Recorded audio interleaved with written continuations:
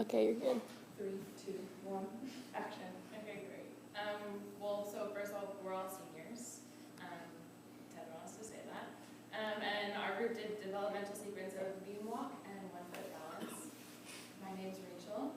I'm Amy, and we worked on more of the dynamic balance on the beam. And I'm Christine. And I'm Reed, and We did the 1-foot balance, so static balance is what we focused on. Cool. So to start, just introducing the beam walk. In order to do the beam, it requires dynamic balance, which is basically being able to maintain your balance while in movement. And so there's a lot that goes into that, but these are just 3 things that are necessary in order to achieve dynamic balance. So first, body awareness or proprioception is just being able to know where your body is, where your muscles are, and how much strength and contraction is needed to get the desired movements and achieve the skills you want. Hand-eye coordination is basically just taking in what you see and letting that guide the movements of your hands, and that's necessary when they're using their limbs to balance. And then last, postural control, basically just the ability to stabilize your trunk so that you can move other limbs in order to maintain balance. So first, initial stage. So basically what characterizes the initial stage is balancing with support, so meeting the support of a spotter and able to walk across the beam, walking forward while holding onto spotter, using follow step with dominant foot lead. Oh, that should be a D, that's important. Eyes focus on the feet. That's a sign of initial stage because often if you're focusing on your feet, then you're going to lose your balance because your feet are moving and it's not constant. So that's one thing to keep in mind. And then a rigid body isn't helpful for balancing because you can easily lose your balance if your body is really rigid. And then no compensating movements. And compensating movements is just basically knowing when to contract certain groups of muscles in order to maintain your balance as you're walking. So we're going to take a look at some examples of children that were in the initial stage. And let's just...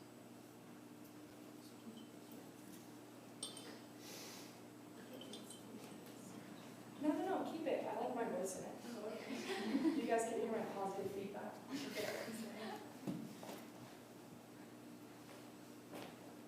Okay, so this is Sammy, and she was not very good at balancing, and so we're going to focus on her for a little bit.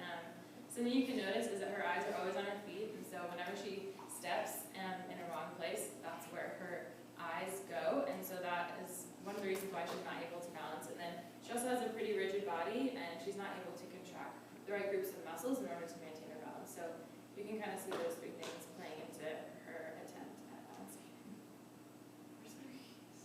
I turned you down. And so here you can see again that she's supposed to go underneath my arm, but she clearly wasn't ready for that because she just grabbed onto it like the first second she could. So that's over-dependence on the spotter.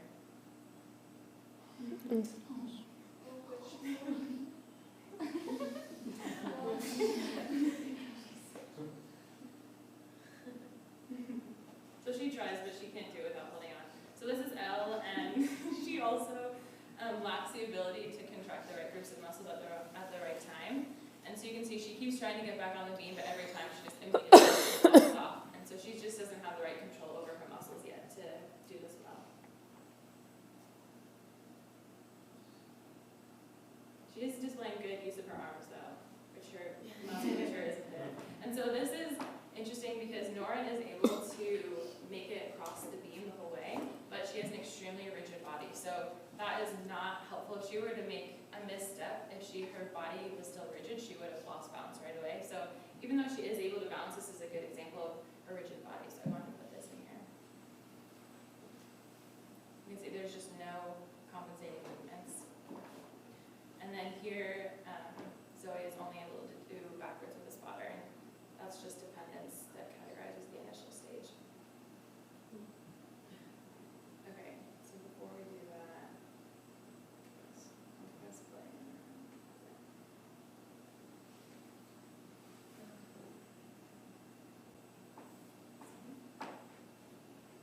Oh.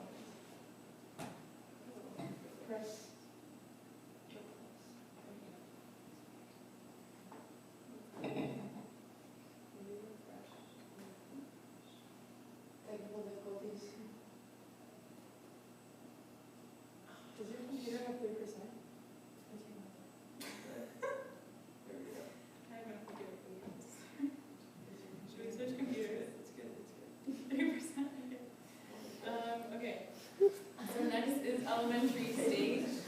You can retake the class, it's okay. Some of the criteria that categorizes elementary stage is, again, using follow step with dominant foot leading. This time the eyes are focusing on the beam, which is a step up from the feet because the beam is more constant, even though it is locking their gaze downwards and we want them to look beyond eventually. The beam is a good next step. So another thing that may happen is they'll press one arm to their trunk while trying to maintain balance with the other arm, and that's showing them just starting to like use their arms to balance, but they're not quite there yet. And I have a good example of that in one of the videos. They'll still lose their balance easily, and they're starting to have those compensating movements, but they're limited and not always present. And they are able to move forward, backwards, and sideways, but it takes a lot of concentration. And I'll show you a good video for Micah, who needs a lot of concentration to like rest of the people. So,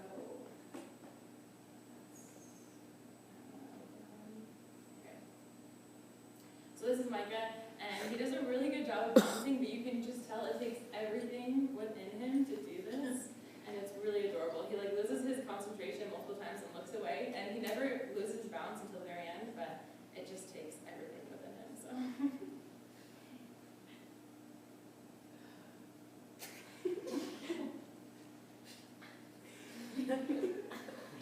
Stop.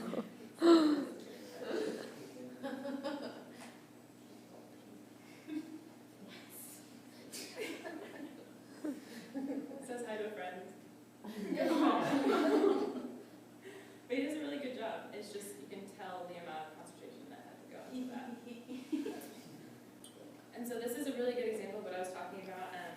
He's just going to tuck his right arm in, closer to his trunk, and he's going to use his left arm to balance.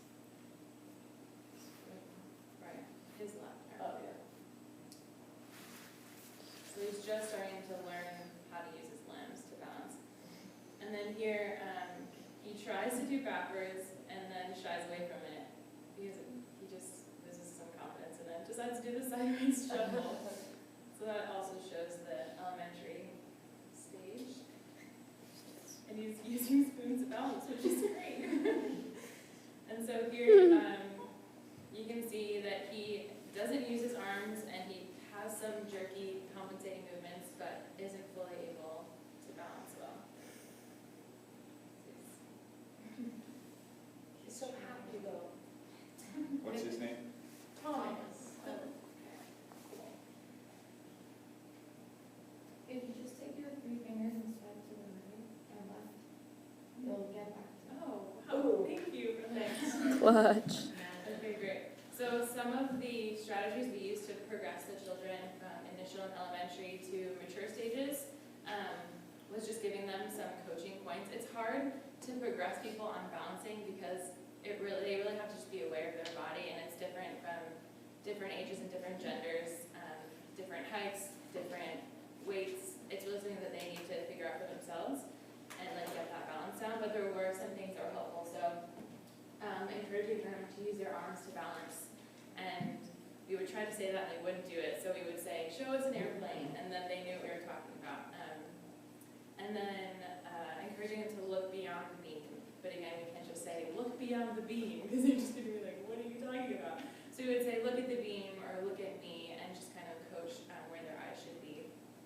And then another important thing was encouraging them not to rush through. A lot of them just wanted to like jump on and like run through it, and then they fell off, or they just didn't balance well. So just encouraging them to take your time and to go slow. And then lastly, a big thing was just encouraging them to try again after they fell off. That was a big thing. They fall off and be like, I can't do it, and want to leave. But we just say, it's okay, like, it's okay if you fall off, just try again. So those things really help them to just get a lot of practice in, and that's where we saw the most development and progression was when they just kept trying. So now moving on to mature stage. Okay, so I'm going to quickly run through the criteria of what it means to be in the mature stage. So first thing it says, can walk on a 1-inch beam. So if you think of the beam, it's 2 inches this way and 1 inch on the other side. So we tried to put the beam over like this for a 1-inch side, but it was too wobbly in the thing, so we kept it on the 2-inch beam. But I'm sure some of them could have done it on the 1 inch.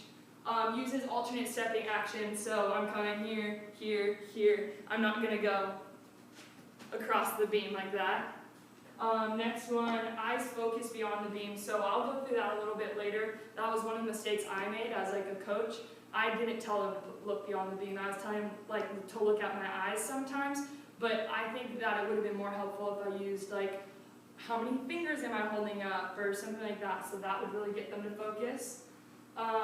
Both arms used at will to aid balance, can move forward, backwards, and sideways. Emphasis on with ease, you'll see in my videos. It's a lot more fluid. Next one, movements are fluid, relaxed, in control, and then may lose balance occasionally. So I made a video of all of the different genders and ages in one video for mature stage, and then things to just look for during the video. I mean, I'll stop it and I'll tell you guys stuff. But fluidity of both forward and backwards motion. So you'll see Grayson just like walk literally on the beam easily, backwards, same thing.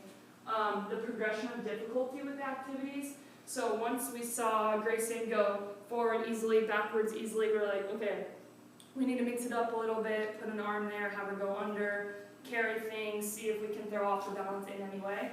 And this will really show the difference between the elementary stage and the mature stage.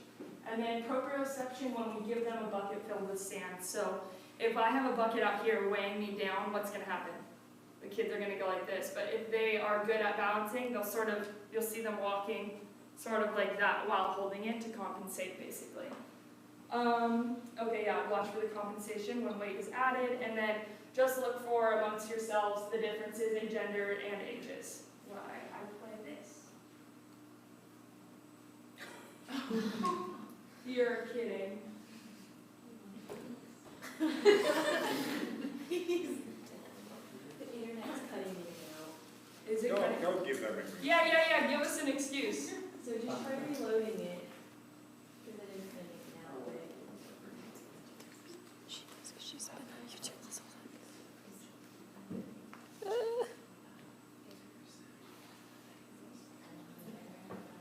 Yeah. Is it set to not private?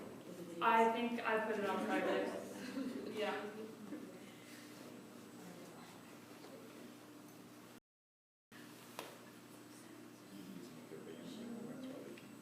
The content that matters. It's a good threat. It's gonna make them do the sign. What the phone?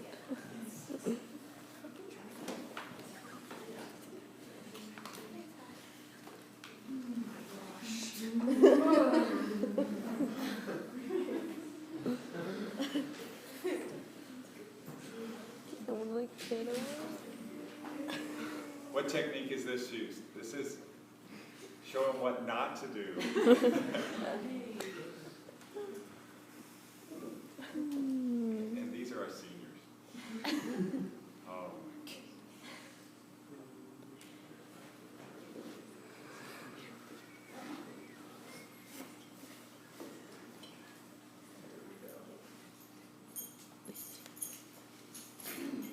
Okay, here we go.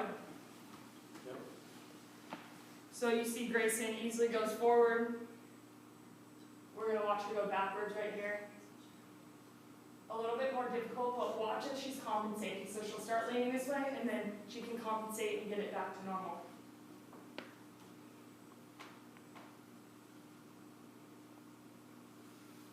So we progressed her, go under the arm, easy. I told her, go backwards and touch the bucket, or forwards and touch the bucket, too easy. Backwards and pick up the bucket.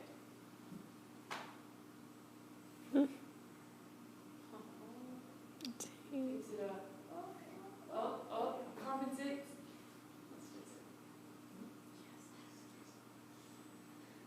Okay, now we have the bucket filled. So it was too heavy for her to go straight out. So she had to keep it there. Now we had two.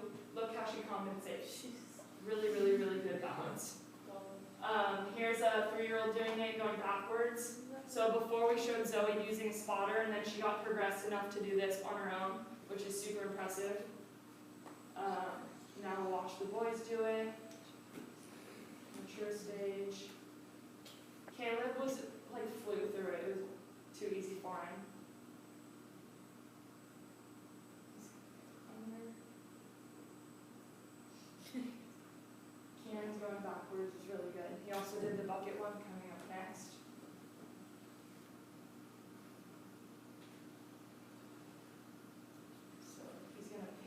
bucket.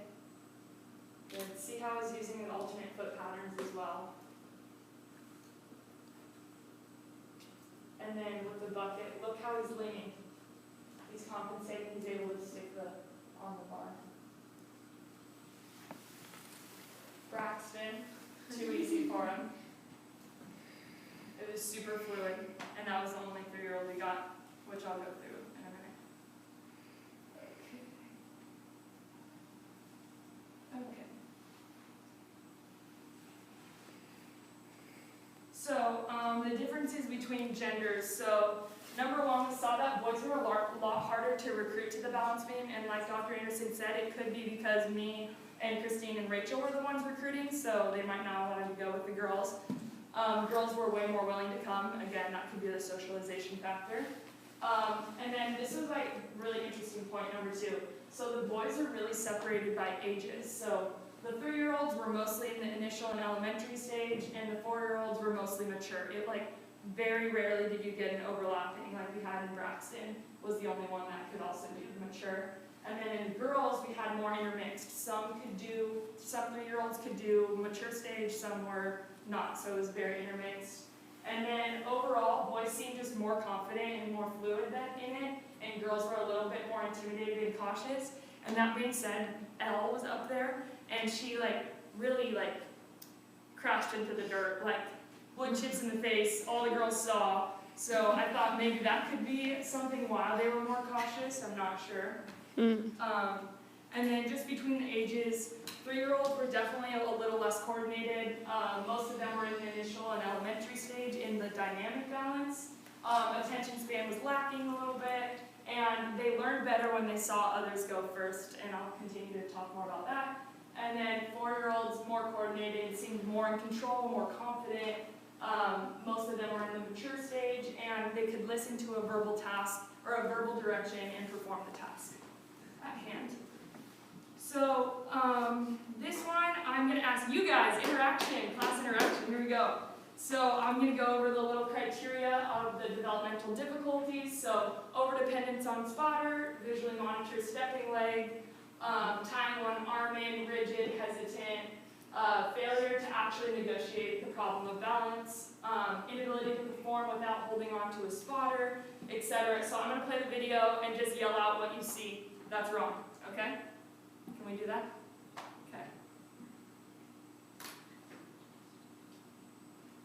Good, my video is going to play. I hope. Here we go. Okay, yell out when you see something. Rigid, good. Oh, spotter, overdependence, yeah, that's the main one.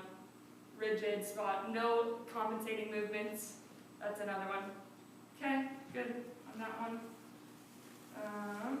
Okay, things I would do differently. So, number 1, I would not drop my phone in the toilet and lose all of our videos that we had, and then we only had 1 day to recover all of them. I would have a lot more diverse videos between the ages, and I would probably have a little bit more gender as well.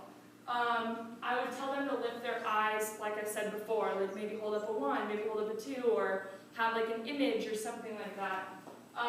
And then the biggest thing that I would do is I would have the more mature students like Grayson and Caleb perform the task first. So I would tell them, hey, can you do walk forward with alternate stepping, and then they do it. The other kids would automatically follow that. Like, I would tell them something, and if they saw a boy going like this, then the other people in line would do it, even that they were in the mature stage. So demonstrating people in the mature stage for that.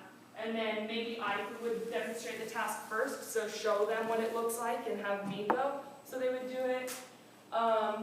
Just everyone's a different learner, so try to explain the task in different ways. Some people are doers, some people are visual, some people are auditory, so just trying to describe it in a different way.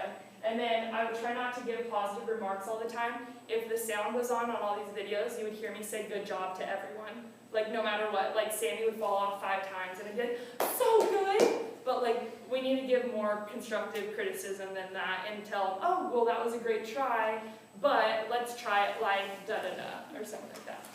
So, on to static balance. Sweet. Okay, so we did 1 foot balance, and that is a form of static balance. And static balance is balancing in a stationary position. And there's 3 skills that are required to do static balance. And the first one is isolated movement. So as you can, I'm sure you can guess, it's just moving your leg up and down, but keeping the rest of your body still. And then postural control, which is the same as what they needed for the beam. And that's just really stabilizing your trunk and your core muscles to enable coordination for your limbs. And then attention and concentration, we did that by having them look at our fingers and then just our eyes as they were balancing on one foot. And so it's just the ability to maintain concentration. So,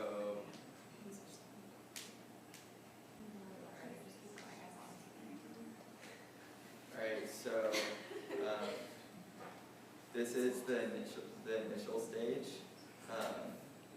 And in the video, Grayson, the little girl, is, she's in the initial stage, and if the video would play, I would be able to walk you through it. But pretty much the initial stage is where you're gonna raise your leg, and it's like barely so, the upper thigh is parallel to the. Sorry, they're working on my computer, so I'm gonna switch.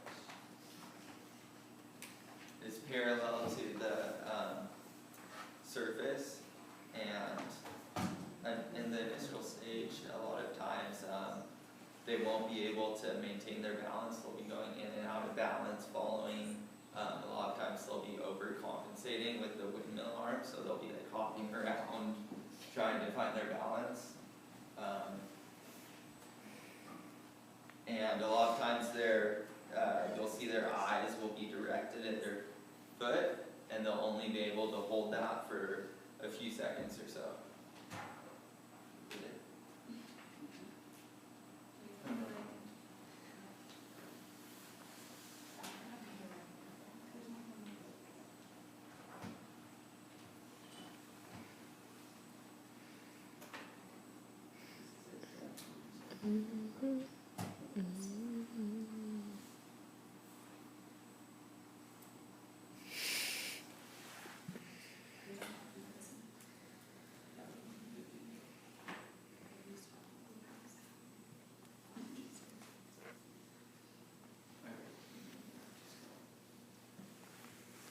Should I just go on without it up there? I don't know what you have to show us up there if it's necessary. There's videos.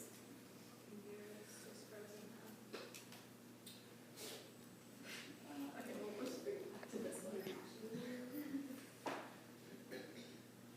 This is dead. Okay. Alright, well, we're just going to talk about it, even though it's frozen. So the next one is the elementary stage. And for this one, so the guy keeps his leg tied to it the whole time, and he doesn't really put his arms out. So we still have buckets that have sand in it, but instead of using the sand, he'll either drop the bucket, and he doesn't have a dominant leg yet. So it kind of like switching back and forth the whole time, and doesn't really have one that he uses dominantly. Is the sand equal in each bucket? Yeah, the sand is equal in each.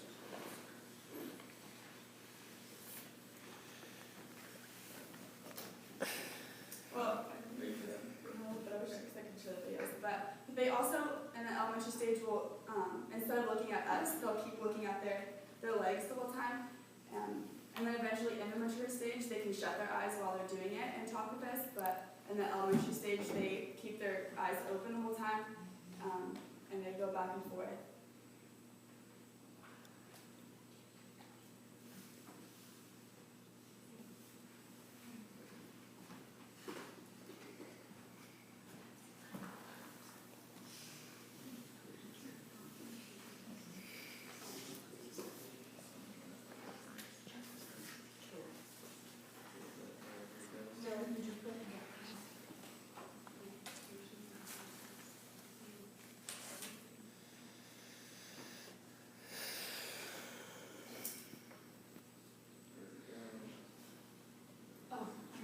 Blessings. Alright, so this is the initial stage, what I just talked about.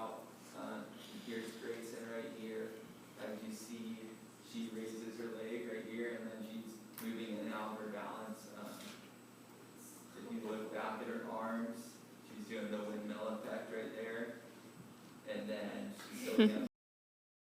Right there, she finds it for a second and is kind of looking down at her foot.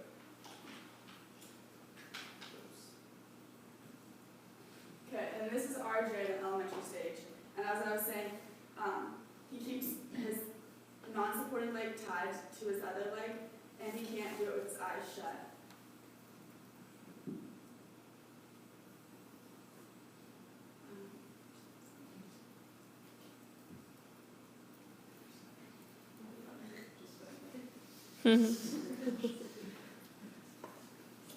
Alright, mature stage, we have Caleb right here, and he did a really good job, as you'll see in the video. He can balance pretty perfectly, and then his eyes are closed. When we ask him to switch feet, you saw that right there, he does it, no problem.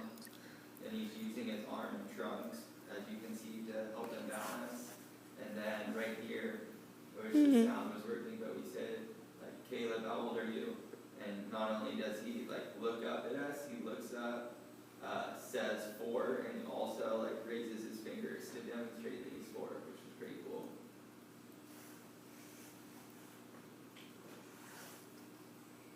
So for the developmental difficulties, not at all is Grace been developmentally delayed at all, but she kind of presents it in this video.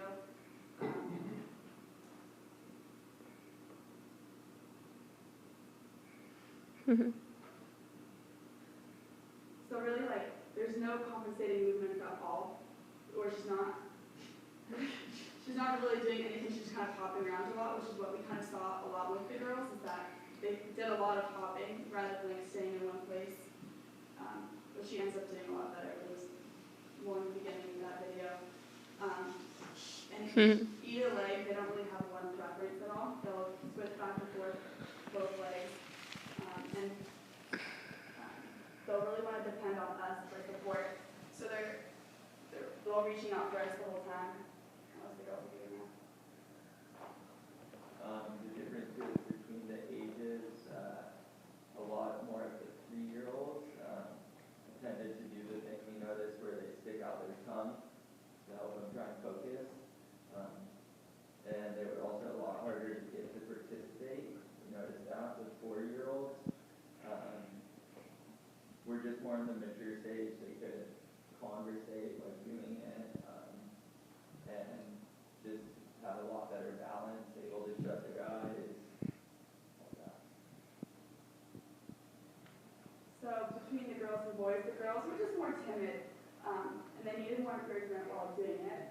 Well, either it was like counting like how long they were doing it for, that definitely helped. But they were also reliant on us, so they kind of want to hold our hands the whole time and just bounce around. And then whereas the guys, like Caleb did, he could conversate while doing it and was able to close his eyes. And they were just a little bit more confident. I think made the biggest difference in it. So we noticed what worked was making it fun for them, having them prepare. Also, counting helped. So like as they're doing it, we would be like 1, 2 to see how long they would be able to go. They like that. The buckets helped as well, and then showing them how to do it and giving them positive feedback. What we do differently, if we could do it again, definitely don't lose the videos the first time. And maybe create like some sort of game between the kids to get them more motivated. A lot of the younger kids and girls didn't really participate, so maybe that would give them more of an incentive. One thing I thought was maybe tell them to look at us, like be like, how many fingers am I holding up? So like they have to look up and tell us how many fingers we're holding up. Also find out if they have any siblings, because that might also have an effect on their development. Do you guys have any questions?